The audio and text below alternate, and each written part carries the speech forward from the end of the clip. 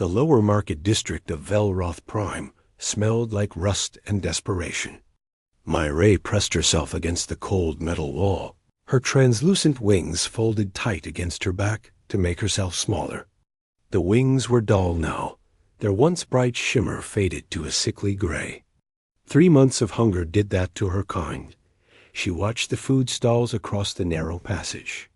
Steam rose from cooking pots, carrying scents that made her stomach twist with pain. A Thaxian merchant named Grelt stood behind his counter, his forearms sorting through packages of nutrition bars and dried meats. His small black eyes scanned the crowd, always looking for customers, always looking for profit. Myra had sold everything over the past 12 weeks. First went the emergency credits her father had hidden in her travel pack. Then her navigation tools, her data pad, her extra clothes. She sold the family ring that had been passed down for 6 generations. She sold her boots. She sold her mother's necklace. Each item bought her another few days of life, another few nutrition packs to keep her moving. Now she had nothing left except the ceremonial robe, wrapped around her thin body. It was blue and silver, woven with traditional patterns from her homeworld. Her mother had made it for her coming-of-age ceremony, back when Myra had a future. Back when she had a family, the pirate attack had been quick. Their small merchant vessel never had a chance. Myra survived only because she was in the escape pod bay when the hull breached. She launched alone, watched her parents' ship explode into fragments, and drifted for 2 days before a salvage crew found her. They dropped her at Velroth Prime and left. No one helped someone who couldn't pay. That was how the galaxy worked. Everyone knew it.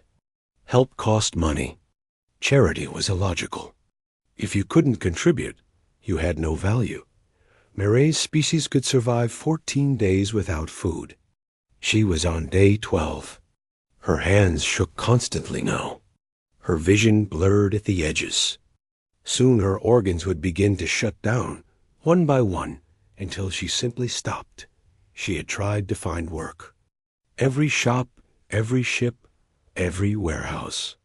But they all saw the same thing. A desperate young female with no references, no ship, no family. Hiring her meant risk. In the outer stations, no one took risks. You still here? Grelt's voice cut through her thoughts. The Thaxian had crossed the passage and stood before her, his bulk blocking the light. You've been watching my stall for 3 days now. Myra said nothing. What could she say? You hungry? Grelt asked. His tone wasn't kind. It was the tone of someone who saw an opportunity. She nodded slowly. You got credits? She shook her head. Thought so. Grelt looked her up and down, his eyes stopping on her robe. That's decent cloth. Traditional weaving. Might fetch a price from the right collector. Myra's arms wrapped around herself, holding the robe tighter. It was the last piece of her old life. The last thing that said she had been someone once. I give you 1 nutrition pack, Grelt said. 3 days' worth. Good quality. All I ask is the robe. That's not fair, Myra whispered. This robe is worth 20 packs. Maybe 30. Grelt shrugged, all 4 shoulders moving in waves. Then go sell it to someone else. Oh wait, you can't, because you already tried, didn't you? No one wants to buy from someone like you. They think you stole it. They think you're cursed. He leaned closer. I'm the only one offering anything. Take it or starve. Other aliens walked past them. A tall Kron enforcer glanced their way and kept moving. A group of Velkari merchants saw Myra and quickly looked away, as if poverty might be contagious. No one would help. No one ever helped. 3 more days of life. That's what Grelt offered. 3 days to find work, to find some other option, to find hope. It wasn't enough, but it was something. There's an alley behind my stall, Grelt said. Give me the robe there. Don't need everyone watching.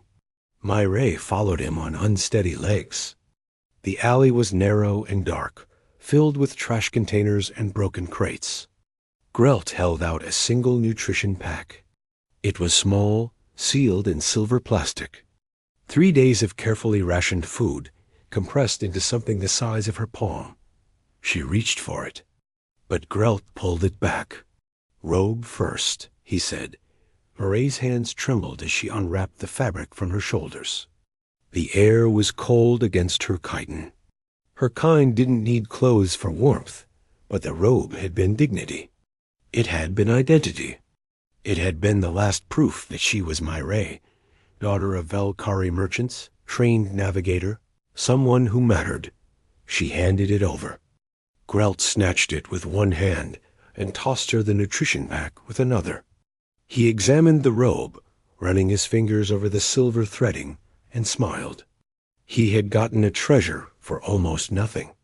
He walked away without another word. Myray stood in the alley, wearing only the ruff, shipping cloth she had wrapped around her waist like a skirt. The rest of her was bare, her gray chitin exposed to the station's artificial lights. She looked down at the nutrition pack in her hands. 3 days. She found a dark corner behind a waste recycler and sat down. Her fingers shook as she opened the pack. The paste inside was brown and smelled like chemicals, but her body didn't care. She ate half, forcing herself to save the rest. Discipline, control. Make it last dot as the food hit her stomach. The terrible hunger pains eased slightly. Her vision cleared a little. She could think again, at least for now, but thinking meant remembering. Her parents' faces. Her home. The future she was supposed to have. And it meant facing the truth. She had 3 days left, and then nothing. No more things to sell. No more options. Just the slow shutdown of her body in some forgotten corner of a station that didn't care dot above her. Through the gaps in the station's superstructure, she could see ships coming and going. The lucky ones with purpose and destination. She wondered what it felt like to belong somewhere dot. The sounds of the market continued around her. Merchants shouting. Engines humming. Life going on, indifferent to her suffering. Myray closed her eyes and tried to sleep. In 3 days, she would need a new plan. In 3 days, she would need a miracle dot. She didn't believe in miracles anymore. The Morning Star docked at Velroth, prime 2 days after Myray sold her robe. She didn't notice it at first. Ships came and went constantly, and she had learned to ignore them. None of them mattered to her anymore. She was trying to drink from a public water fountain when the security enforcers found her.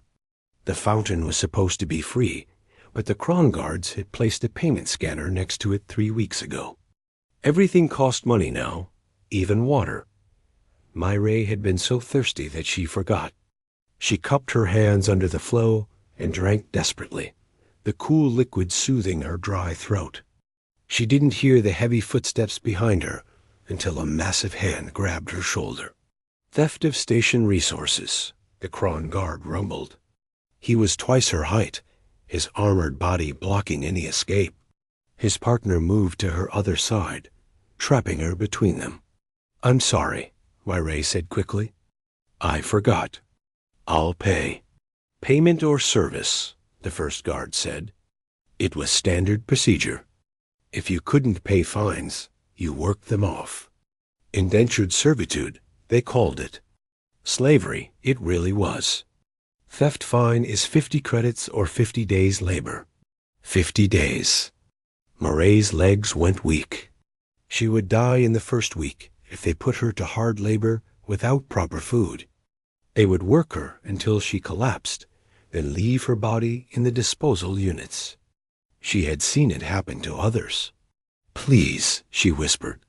"I didn't know. I'll leave. I won't drink again. Too late." The guard reached for her arm. "Wait." A new voice spoke, calm but firm. "I'll pay her fine." Everyone turned. A human male stood a few meters away, holding a datapad. He was shorter than the Kron guards, but stood straight, without fear. His skin was tan, his dark hair cut short, and he wore the simple jumpsuit of a ship captain. The name patch on his chest read, Captain Tay, Morning Star, Humans. Myray had heard of them.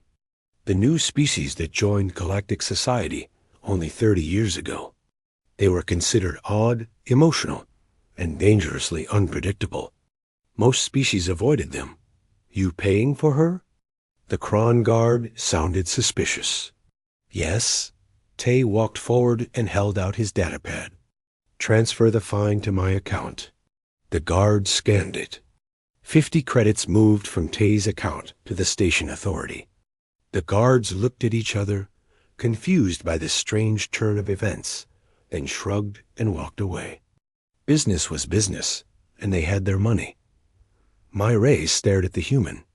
He had just paid 50 credits for a complete stranger. That made no sense. Nothing in galactic culture explained this action.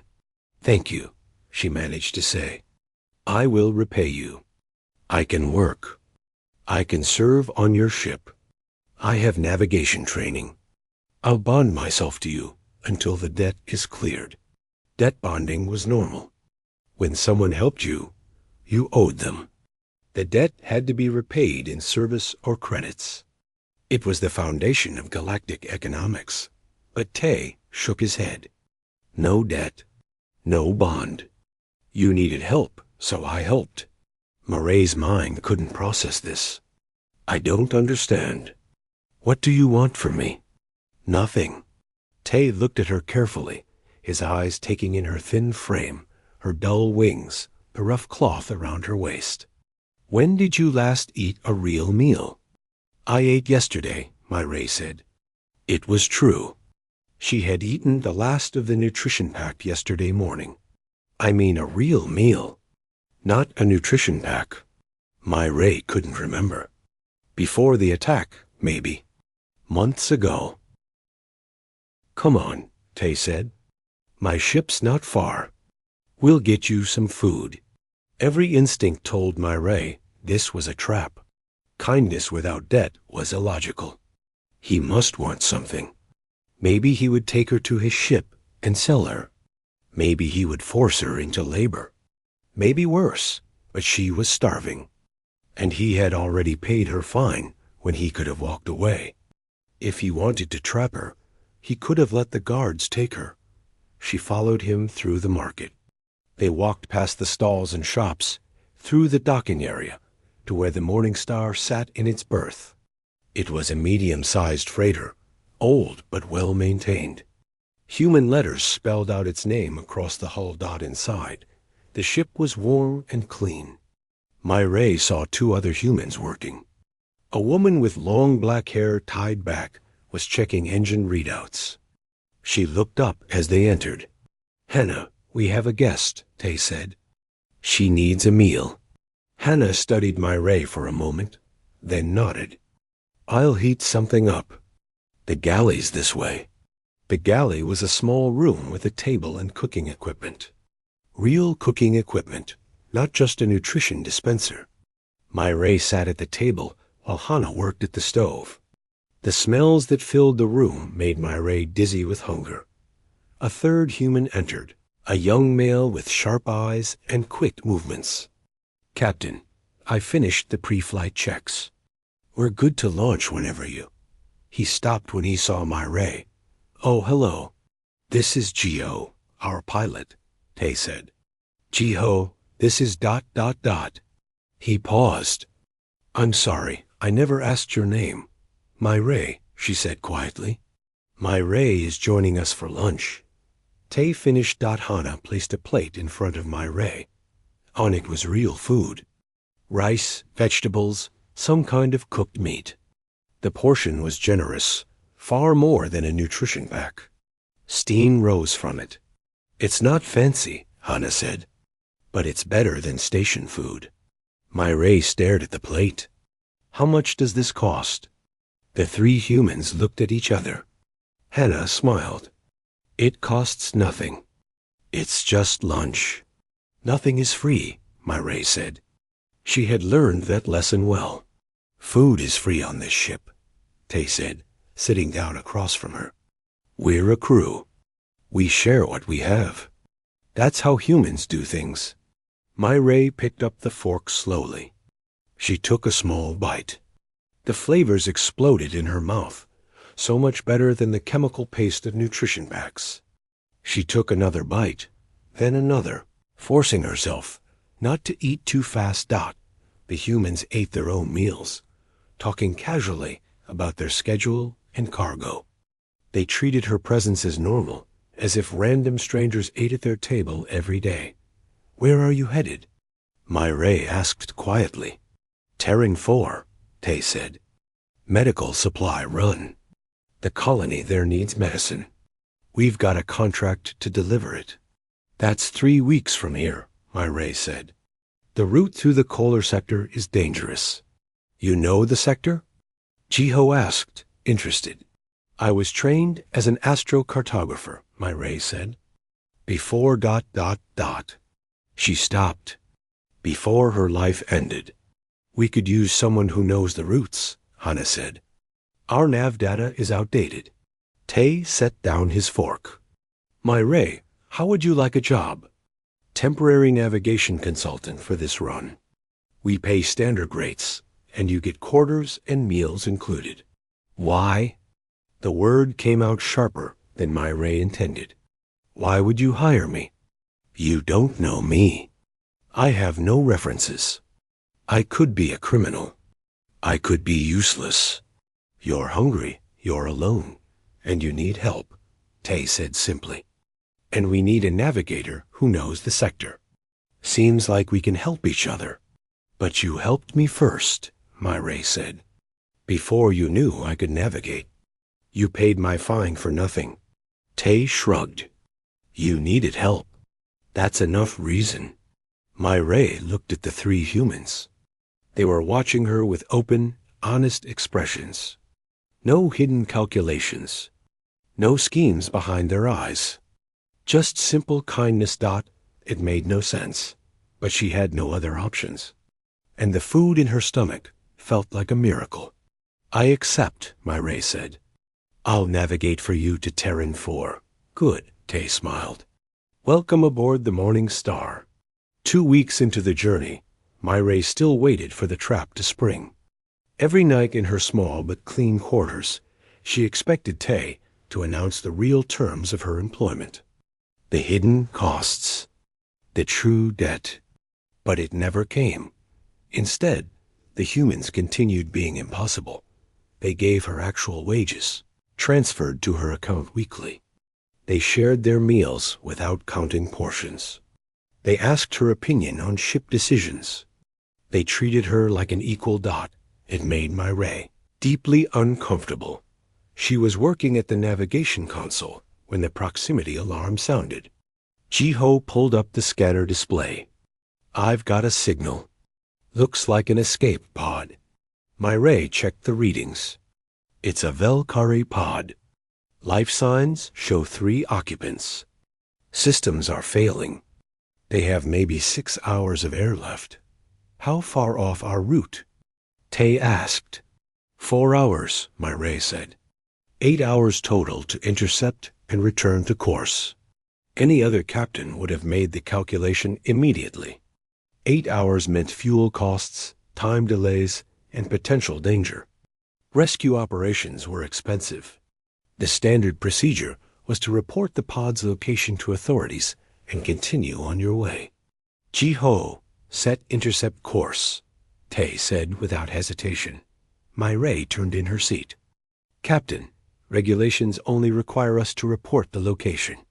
The Coalition Rescue Service will take 3 days to get here, Tay interrupted. Those people have 6 hours. We're going. The course change was smooth. Jiho was an excellent pilot, guiding the Morning Star through space with practiced precision. They found the pod drifting in the dark, its hull scored with damage. Old damage. The pod had been floating for weeks. Hana suited up and went out with the magnetic grapples. She secured the pod to the airlock and brought it aboard. When the hatch opened, 3 Valkyries stumbled out, their wings dull and torn, their bodies weak with hunger. One of them was a child. My Ray helped them to the med bay while Hana ran medical scans. The adult male was unconscious. The female could barely speak. The child stared at everything with huge, frightened eyes. "Pirate attack," the female whispered. "They destroyed our ship. Took everything. We've been drifting for 23 days. 23 days. They should have been dead. Somehow they had stretched their supplies, survived the cold, kept breathing. But they were at the edge now. Another few hours, and the pod's recyclers would have failed completely. You're safe now," Hana said gently. She gave them water and nutrition supplements that wouldn't shock their starved systems. "Rest, we'll take care of you." Over the next day, the survivors recovered slowly. Tay gave them his own quarters, moving himself to the cargo hold. Hana prepared special meals to rebuild their strength. Jiho entertained the child with stories and simple games. The adult male, whose name was Dane, sat with my Ray in the galley after he could stand again. He watched the humans working and shook his head in confusion. "I don't understand," Dane said. "Why did they save us? What do they want?" "Nothing," my Ray said. "They don't want anything. That's impossible. Every action has a price, not for humans." My Ray had been thinking about this for days. They're different from us. Different how? My Ray struggled to find the words. They think helping people is just what you do, not because of profit or debt or logic, just because someone needs help. Dane looked skeptical, as my Ray had been 2 weeks ago. When they reached the next station, Tay arranged for the 3 survivors to get proper medical care and passage home. He paid for it out of the ship's operating fund. When Dane tried to offer him a debt bond, Tay refused. "Just help someone else when you can," Tay said. "That's all I ask." After the survivors left, my Ray found herself alone with Hana in the engine room. Hana was running routine maintenance, her hands moving with practiced skill over the systems. "Can I ask you something?" My Ray said. "Sure." Hana didn't look up from her work. "Why do you do this? The rescues, the kindness, all of it. What do you gain?" Hana was quiet for a moment. Then she sat back and met Naray's eyes. "My grandmother used to tell me a story. Back on Earth, hundreds of years ago, there was a terrible war. Humans almost destroyed themselves. Nuclear weapons, biological warfare, environmental collapse. We nearly went extinct. My Ray knew this story. Every species in the galaxy knew about Earth's dark history. After the war," Hana continued, "the survivors had to rebuild. And they realized something. They realized that the old ways, the competition and greed and individualism, that's what nearly killed us all. So they changed. They started working together, sharing resources, helping each other survive." "But you're not fighting for survival now," my Ray said. "No," Hana agreed. "But we remember what it was like. We remember that we only survived because people helped each other, because they chose compassion over profit. That became part of who we are as a species." She smiled. "Also, it just feels good to help people. Don't you feel better now than you did 2 weeks ago?" My Ray thought about that. 2 weeks ago, she had been dying alone in an alley. Now she had clean clothes, a full stomach, work that mattered, and people who treated her with respect. "Yes," she admitted. "I feel better." "There's your answer," Hana said. The next incident came 3 days later. They stopped at a coalition checkpoint for routine inspection. A Thaxian official boarded the ship, his 4 arms carrying data pads and scanners. His name badge read, Grelt, Regional Inspector. My Ray recognized him immediately. He was the merchant who had bought her robe. Grelt didn't recognize her at first. She looked different now, healthy and properly clothed in a ship's uniform. But when his eyes met hers, understanding flickered across his face. He smiled, a cruel expression. "This vessel requires special inspection fees," Grelt announced. 500 credits. "That's not standard," Tay said calmly. "Regular inspection is 50 credits. Special cargo requires special fees," Grelt said. He gestured vaguely at the medical supplies. "Pharmaceutical transport, very sensitive. 500 credits or you don't leave this checkpoint." It was extortion. Everyone knew it, but no one ever challenged officials.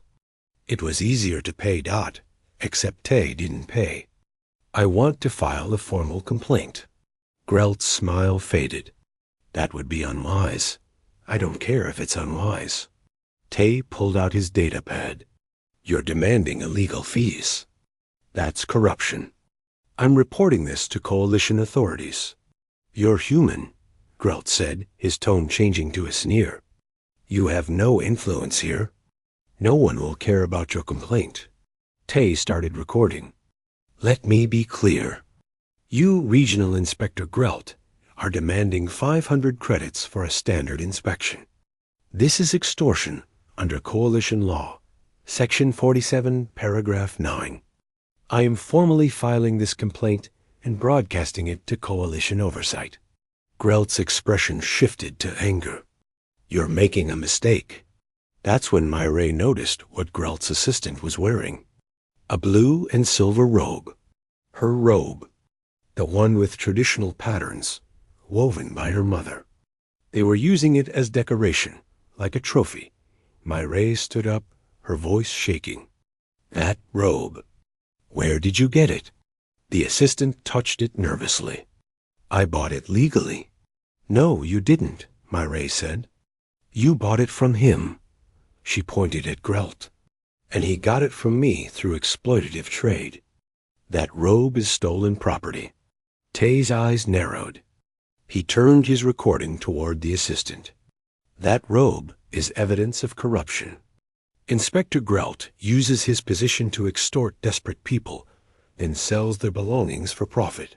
Other ships were docking at the checkpoint now. Their crews were watching. Word spread fast in stations. Within minutes, a dozen people were recording the confrontation. Grelt realized he had lost. Public exposure of corruption could cost him everything. "Fine," he spat. 50 credits. Standard rate. But you'll regret this, human."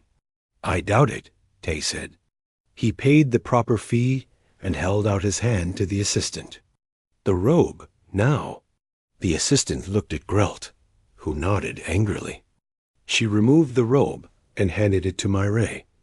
Myray held it in her hands, feeling the familiar fabric.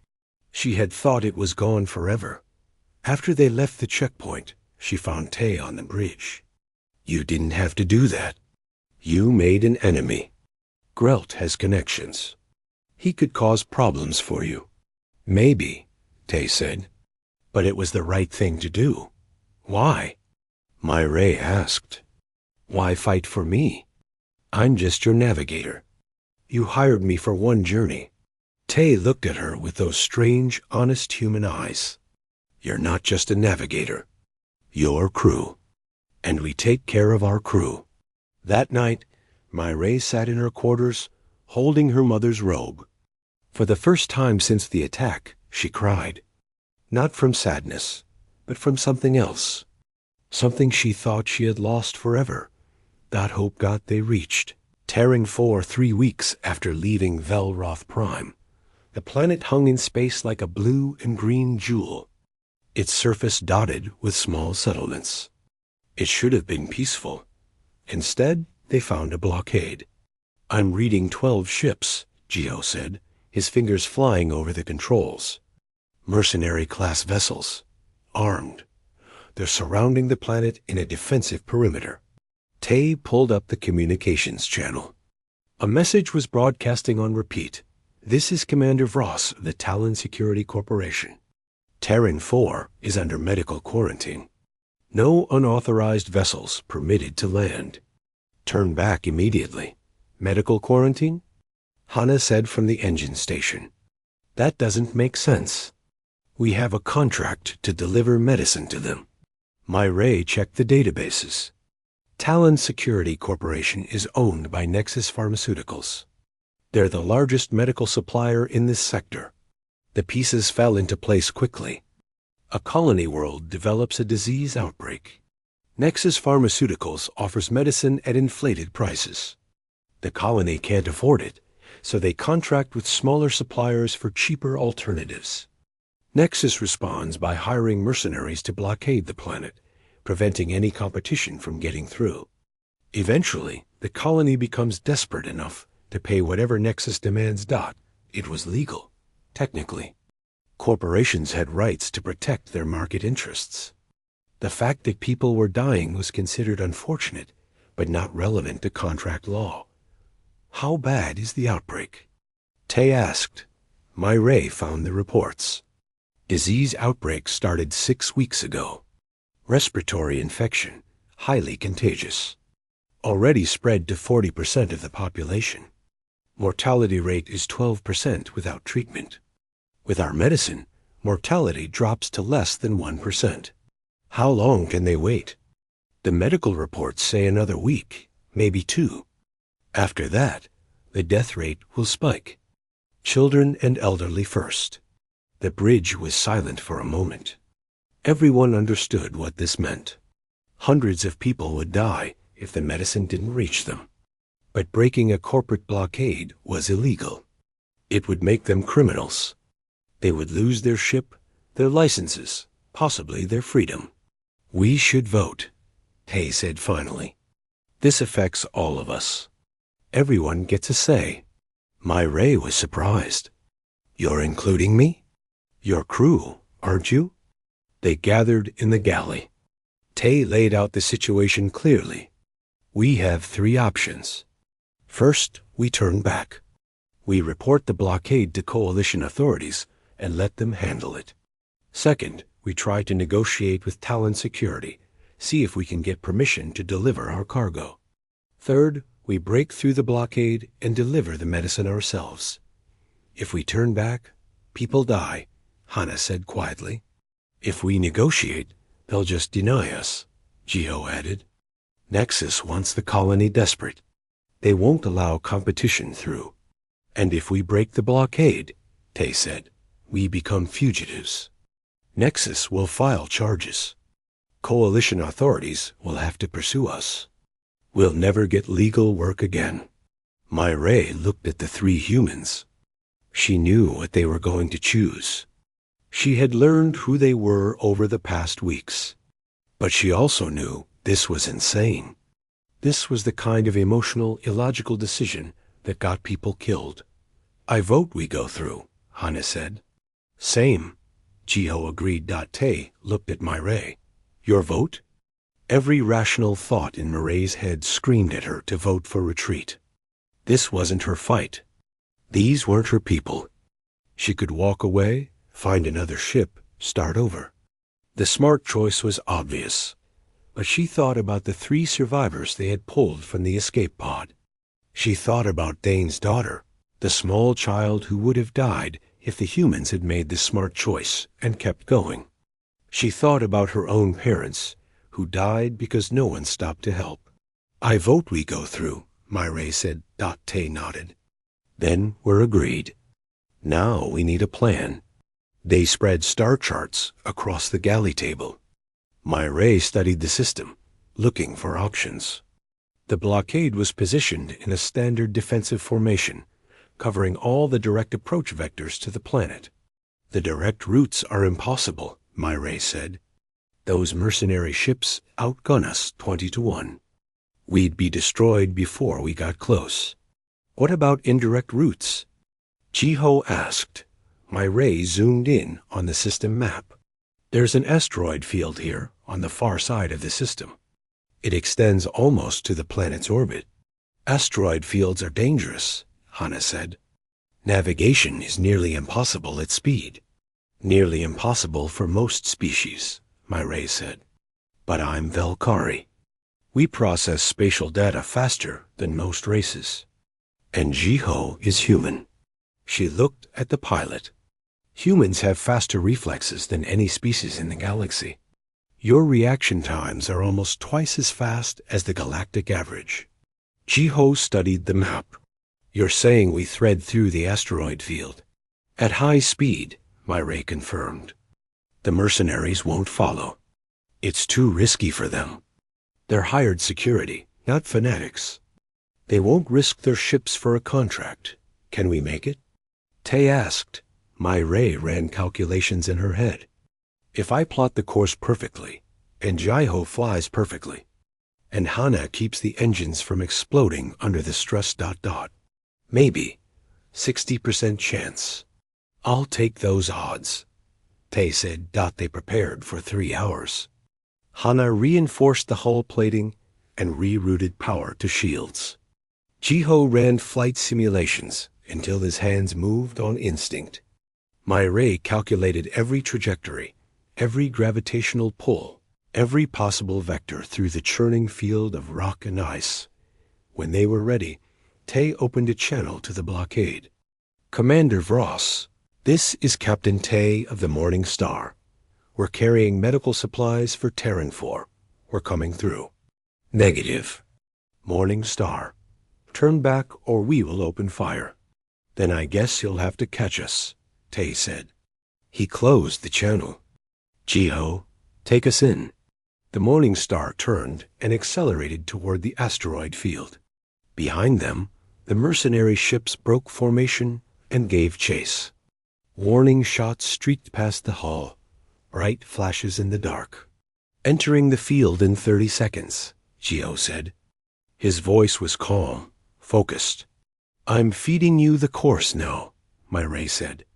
Her fingers danced over the navigation console, updating the route in real time as asteroids shifted and spun.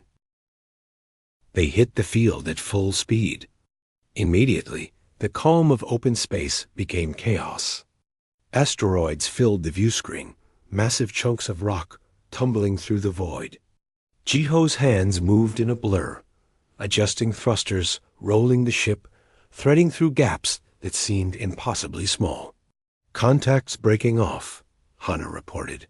The mercenaries aren't following. But they weren't safe yet.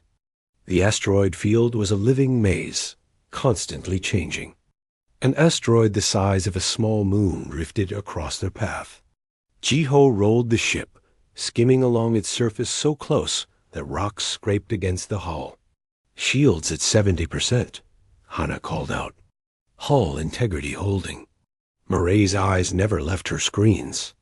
She saw the patterns in the chaos, calculated trajectories 3 moves ahead. Hard left in 5 seconds. There's a cluster coming. Jiho responded instantly, throwing the ship into a turn that would have torn apart most vessels. They slipped between 3 asteroids with meters to spare. For 20 minutes, they flew through hell. Every second brought new obstacles. Every choice was life or death. Myray called out courses. Jiho executed them with inhuman precision. Hana kept the engines screaming at maximum power, and then they were through. Clear space opened before them, and Terran 4 hung ahead like a promise.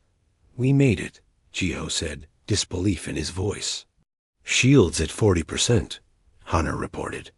Hull has microfractures, but we're intact. Myray felt her wings trembling with exhausted relief. That was insane. Yeah, Tay agreed. But it worked. Hana, send word to the colony. Tell them we're coming in. They landed at the main settlement 30 minutes later. Medical personnel rushed to meet them, their faces showing desperate hope. The cargo bay opened, revealing crates of medicine. A human doctor named Yuna was first aboard. She saw the supplies and her eyes filled with tears. You broke the blockade. Everyone said no one would come. They said we were on our own. We're here, Tay said simply. Over the next hours, they watched the medicine being distributed. Children received treatment. Elderly patients began to recover. The settlement's hospital, which had been overwhelmed with dying patients, started to stabilize. My walked through the colony and saw families reuniting, parents holding children who would have died. She saw relief and gratitude and hope returning to a community that had been facing extinction. But she also saw the news broadcasts. Nexus Pharmaceuticals had filed formal charges. Breaking a corporate blockade was a serious crime. The Coalition had issued an arrest warrant for the Morning Star and its crew. They were heroes to the colony, but they were criminals to the galaxy. That night, as they prepared to leave Terran 4, my found Tay on the bridge, staring at the stars. "We can't go back," she said. "I know," Tay replied. "They'll hunt us everywhere we go." "I know. Was it worth it?" Tay turned to look at her. 300 people are alive because of what we did today. Yes, it was worth it. My thought about that. About the price of compassion. About the cost of doing what was right instead of what was safe. "Where do we go now?" she asked. Tay smiled, tired but genuine. "Somewhere we can help. There's always someone who needs help." The Morning Star lifted off from Terran 4, leaving behind a colony that would survive, and flying into a future that was uncertain, but somehow felt right. My realized she wasn't afraid anymore. For the first time since her parents died, she had found something worth fighting for. She had found a family. The days after Terran 4 were difficult. The Morning Star couldn't dock at any official station. Coalition authorities were searching for them. Nexus Pharmaceuticals had offered a reward for information leading to their capture. Every legal port was closed to them. They survived by trading with independent colonies and using secret stations run by smugglers and outcasts. It wasn't the life My had imagined, but somehow it felt more honest than the legal galaxy she had known before. 2 weeks after the blockade run, they received an unusual message. It came through encrypted channels, marked urgent and coded with old Earth symbols. Tay opened it on the bridge. A woman's face appeared on the screen, human, middle-aged, with sharp eyes and a kind smile. "Captain Tay, my name is Ambassador Yuna. I work for the Human Diplomatic Corps. I'd like to speak with you about what happened at Terran 4. We're not interested in turning ourselves in," Tay said carefully. "I'm not asking you to," Yuna replied. "I'm offering you protection and a chance to make a real difference." They agreed to meet at a neutral location, a small station on the edge of known space. Tay, Hana, Jiho, and My went together, prepared for a trap, but it wasn't a trap. Ambassador Yuna was waiting in a private meeting room, alone except for 2 human guards who stayed outside. She stood when they entered and offered her hand in the human gesture of greeting. "Thank you for coming," she said. "I know you're taking a risk. What do you want?" Tay asked. Yuna gestured to the chairs around the table. "First, I want to hear your story." All of it, so they told her. About finding My dying in an alley. About the rescue of the escape pod survivors. About the blockade and the choice they made to save a colony. My found herself speaking more than she expected, describing her journey from desperation to hope. When they finished, Yuna was quiet for a moment. Then she pulled out a data pad and showed them something. It was a news report spreading through underground channels. The story of a human crew that broke a corporate blockade to save lives. The footage from Terran 4 showing dying children receiving medicine. Interviews with grateful families. "This story is everywhere," Yuna said. "Do you know what's happening? Other ships are starting to help people.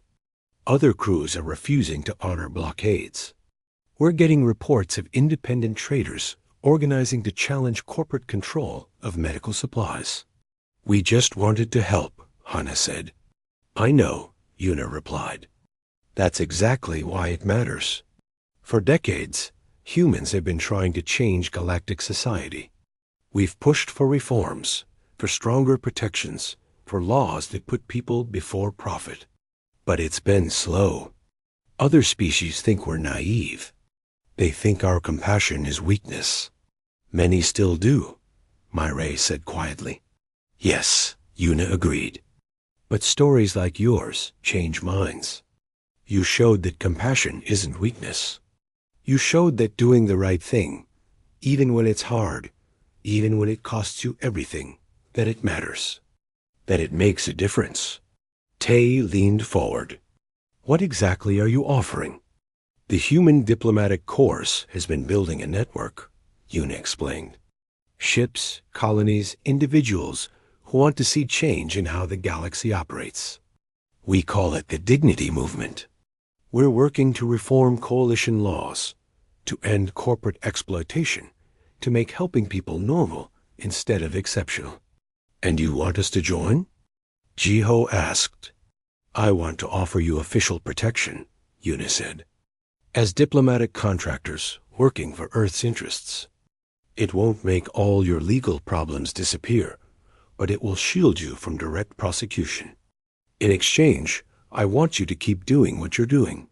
Help people. Make noise. Be an example. She turned to Myray. And I have a specific offer for you. Myray straightened in her chair. We need liaisons, Una continued. People who can explain to other species what humans are trying to do. People who have lived both sides of this. You were dying in an alley, abandoned by a society that values profit over life. Now you're here, part of a crew that chose compassion over safety. Your story is powerful, Myray. I want you to share it. Share it how? Myray asked. Testimony before the Coalition Assembly.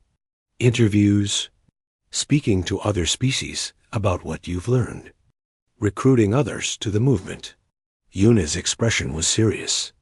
It won't be easy. You'll face opposition, criticism, maybe worse. But you could help change everything. Myray looked at her crewmates. Tay nodded. Hannah smiled encouragingly. Jiho gave her a thumbs up, a human gesture of support. I'll do it, Myray said. Over the following months, Myray discovered she had a talent for speaking. She told her story at small gatherings first, then larger assemblies. She described the day she traded her last possession for food, the moment a human stranger paid her fine for no reason, the choice to break a blockade because it was the right thing to do. Other species listened. Some dismissed her as naive, but others understood. A Kron security officer resigned his position and started protecting refugees instead of arresting them. A Thaxian merchant began offering fair prices to desperate people. A Velkari trader organized a convoy to break another blockade. Small changes. Individual choices. But they added up. 6 months after Terran 4, Myray stood before the Coalition Assembly. The chamber was massive, filled with representatives from hundreds of worlds. She wore her mother's robe, the blue and silver fabric restored and cleaned. My name is Myray, she began, her voice steady despite her nervousness. 6 months ago, I was dying in an alley. I had sold everything I owned. I had no hope, no future, no reason to believe tomorrow would come.